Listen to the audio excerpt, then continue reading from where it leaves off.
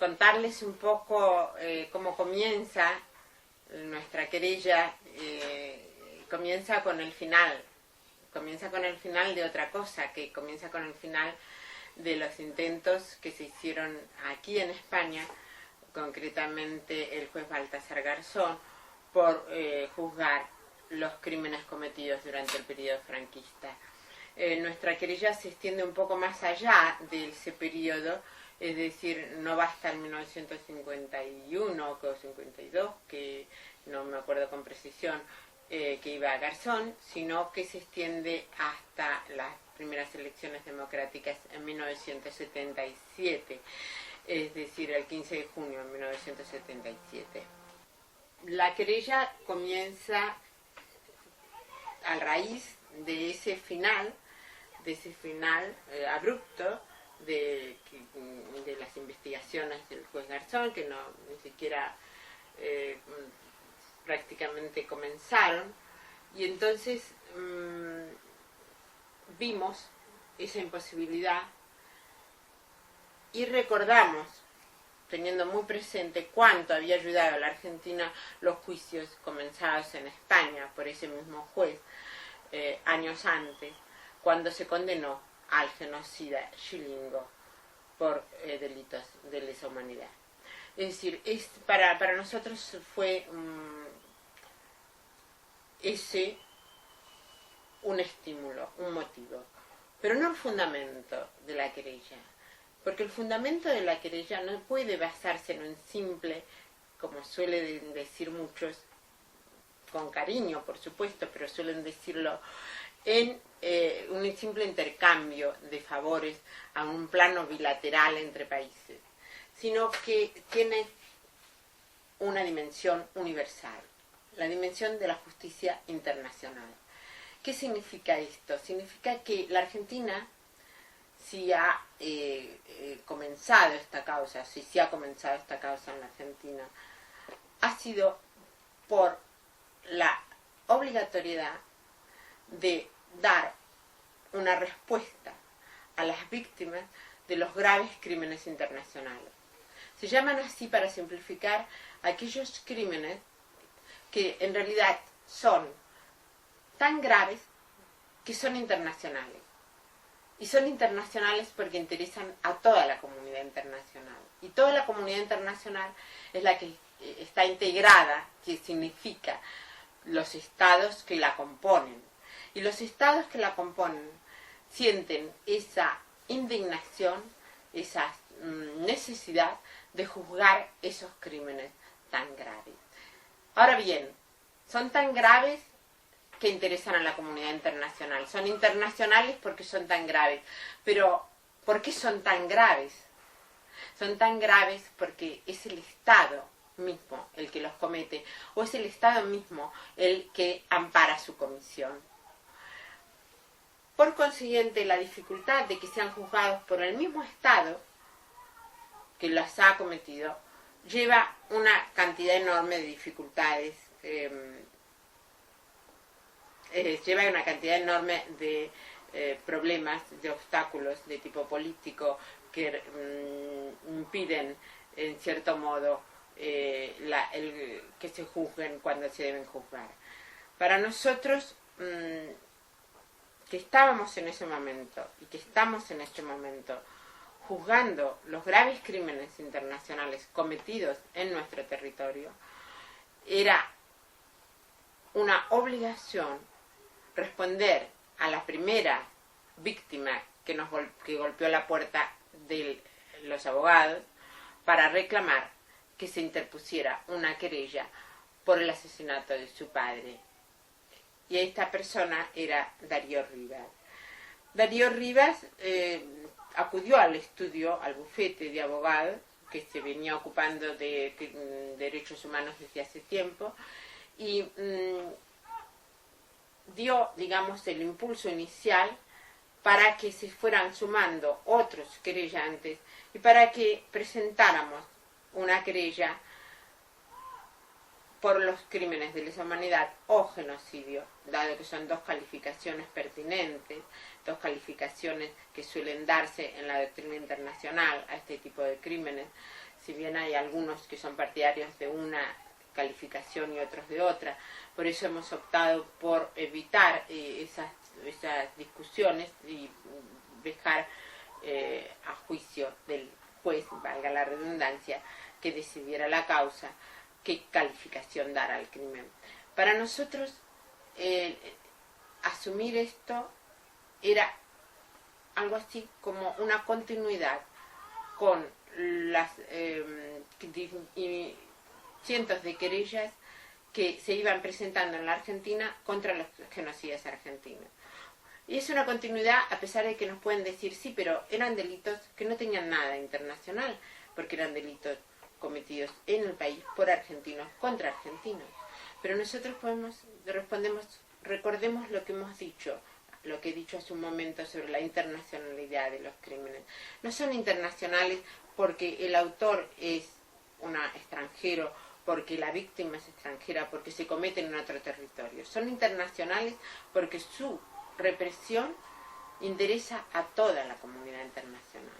Y en ese sentido, en la medida en que no hay todavía tribunales internacionales que se puedan ocupar de esos crímenes de cara al pasado, es necesario que los estados nacionales asuman la jurisdicción, se ocupen de juzgar ese tipo de crímenes.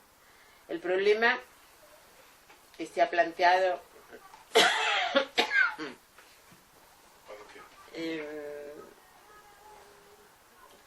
la querella se presentó un 14 de abril de 2010.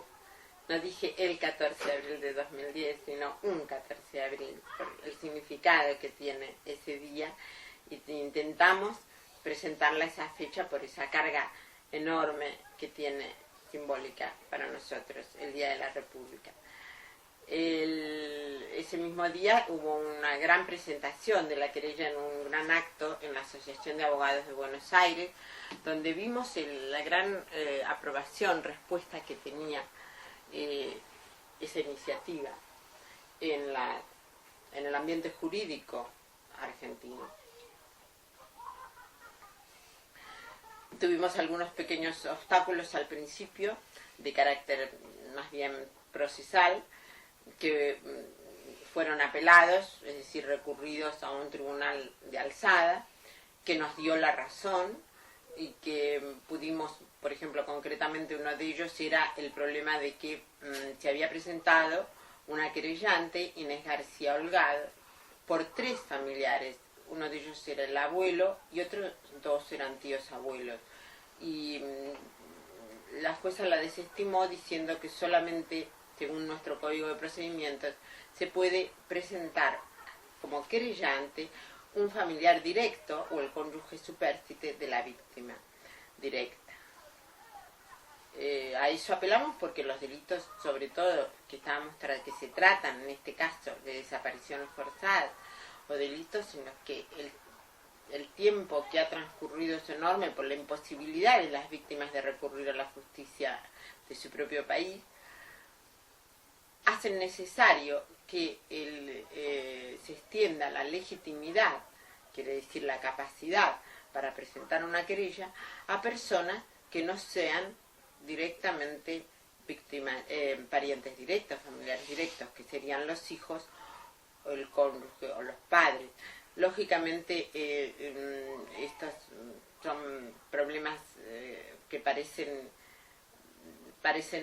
marginales, secundarios, sin embargo son fundamentales porque casi todas las querellas que tenemos, ya tenemos más de 120, 130 querellas, querellantes presentados, asociaciones presentadas, pero las querellantes casi todos son familiares más bien lejanos en el sentido de que son sobrino nieto o bisnieto incluso, o nietos con toda seguridad, o sea que era imposible aplicar una legitimación familiar estricta según leer literalmente el Código de Procedimientos. Era necesario, y yo sostengo que es necesario siempre en el plano penal internacional dar una lectura más amplia a las normas jurídicas.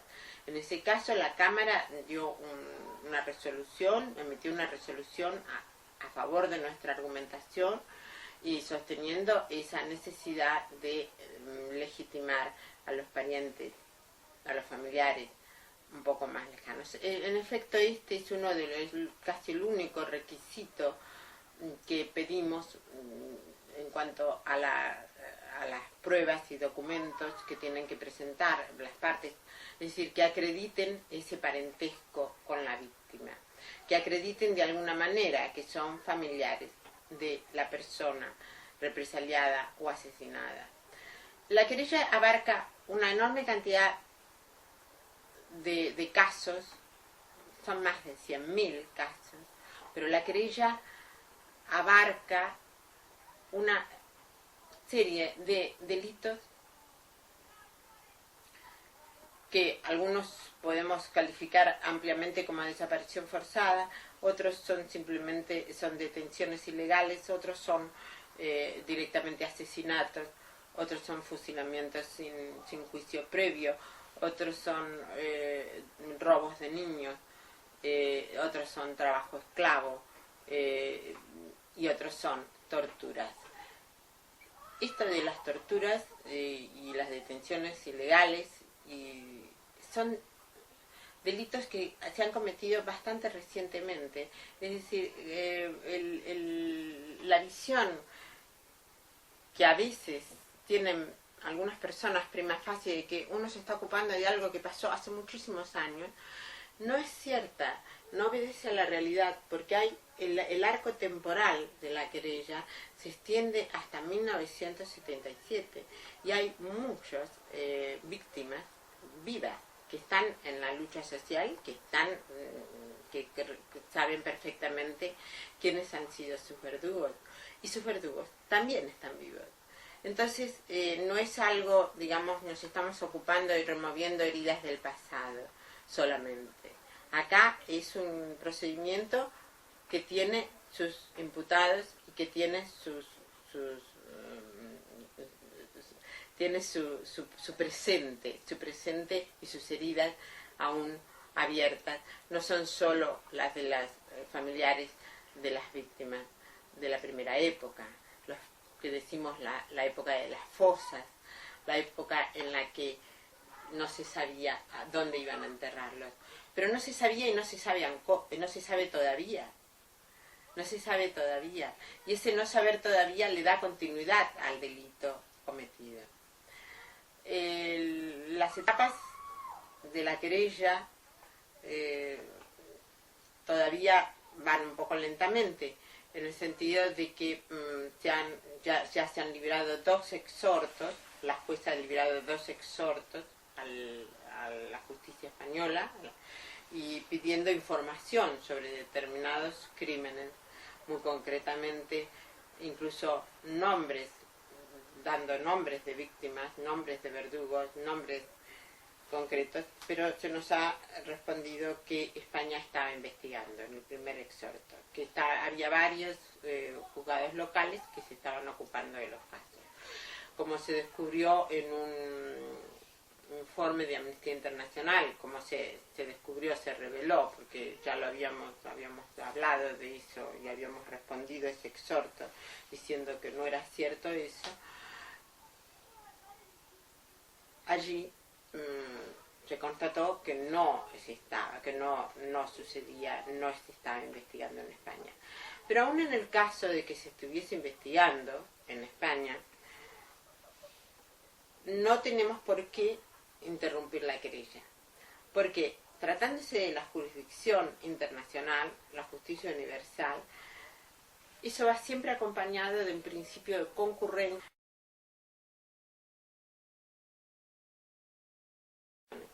Es decir, cuando los crímenes son tan graves, pueden juzgar al mismo tiempo varios países. Nada obstaculiza, ni siquiera que sea el país del territorio. La prueba está que cuando se juzgaban genocidios argentinos en varios países europeos, también se comenzaron a juzgar en la Argentina. Y no hubo más problema que un problema de conciliar, pedir extradición o hacer una compatibilidad procesal entre esas. no hay ningún obstáculo a que sean varios los países que estén ocupándose de esos crímenes. Por eso sería muy bueno que en otros países comenzaran a juzgarse ese tipo de crímenes que sucedieron en España. ¿Cuál es la situación en la que tenemos ahora? La situación que tenemos en... Por una parte, la administración española, el Estado español, se ha presentado en la querella de alguna manera, aparte de decir que está investigando y no presentar la información que se le pide. No. Nada. No veo cómo se podría presentar. Nosotros en este momento teníamos previsto el viaje de la jueza para el mes de septiembre pasado, que no se realizó, y entonces habíamos previsto solicitar, y hemos solicitado, videoconferencias, que tomara declaración por videoconferencia. Todavía tampoco se ha concretado esto, estamos un poco a la espera de eso. Mientras tanto, hemos redactado un escrito de imputaciones que lo presentaremos ahora en nuestro próximo viaje, que viajaremos los dos abogados que residimos en España a la Argentina, y por consiguiente trataremos de ver todas estas cosas pendientes. O sea que de momento estamos en esto. Se siguen recibiendo querellas, el movimiento es continuo de querellas. Yo ahora viajo con prácticamente, hoy ya he enviado como 50 y voy a llevar otras 50 querellas. Es decir, hay muchas, habrá presentadas unas 70, 80, más ahora llevaremos unas, en total, 50, sí, unas 80 querellas más. O sea que superamos ampliamente el número de 100. Y tenemos previsto también solucionar el problema de la acogida de las denuncias, porque las denuncias se tienen que hacer ante los consulados, ante el cónsul, o bien directamente ante el tribunal. Dada la distancia, no se van a trasladar los denunciantes. Estamos tratando de organizar que los cónsules en España reciban denuncias sobre esto. Personas que no pueden presentarse como querellantes, por ejemplo. Aquellos que no pudieron presentarse como querellantes o no pueden, aquellos que no pueden presentarse como denunciantes, no tienen conocimiento directo de un hecho, se presentan como adherentes y rellenan un formulario donde manifiestan su apoyo a la querella. Tenemos ya, de esas, ya hemos presentado 5.000 adhesiones y ya estamos reuniendo más o menos un número similar, 3.000, para llevar a la Argentina. Tenemos también algo muy importante, que son las mociones de apoyo de ayuntamientos. Tenemos, por ejemplo, podemos hablar de 10 ayuntamientos ya que nos han entregado una moción de apoyo del ayuntamiento, lo que tiene una representatividad muy grande, dado que estamos hablando ya de otro tipo, de un nivel legislativo, ¿no? No sé si... No, ¿y esperanzas? ¿Para cuándo habrá una resolución y qué esperanzas hay de que...? Es una causa que abarca 40 años. 40 años es una causa que desde el 1936 hasta 1977 y de una distancia de 40 años de impunidad y de silencio. Todo este tiempo no ha pasado en vano. Todo ese tiempo representa obstáculos para avanzar. Pero nosotros tenemos fe en que pronto, por lo menos, se activarán las actuaciones con la presentación del escrito de imputaciones, con la agilización del trámite de videoconferencias. Además, tenemos previsto el viaje de una delegación de querellantes, de representantes de asociaciones, incluso algún diputado, que vendrían a la Argentina a presentarse a la jueza y a manifestar el interés en esta causa. Pero no se sabe para cuándo puede haber una resolución. ¿Cuándo va a ser este viaje? No, el viaje no, la resolución ya definitiva. No se puede. Casi todas las causas y todas las causas judiciales es bastante impreciso el momento en que van a terminar. Si en una causa individual decimos que la justicia es lenta, aquí la justicia puede ser también lenta, pero trataremos, porque el interés es muy grande y lo que está en juego es muy grande, y los abogados somos muy conscientes de eso, que la enorme expectativa que despierta en personas que habían perdido toda expectativa. Cuando se abre una expectativa ante personas que habían perdido la expectativa, la responsabilidad del que la abre es muchísimo mayor.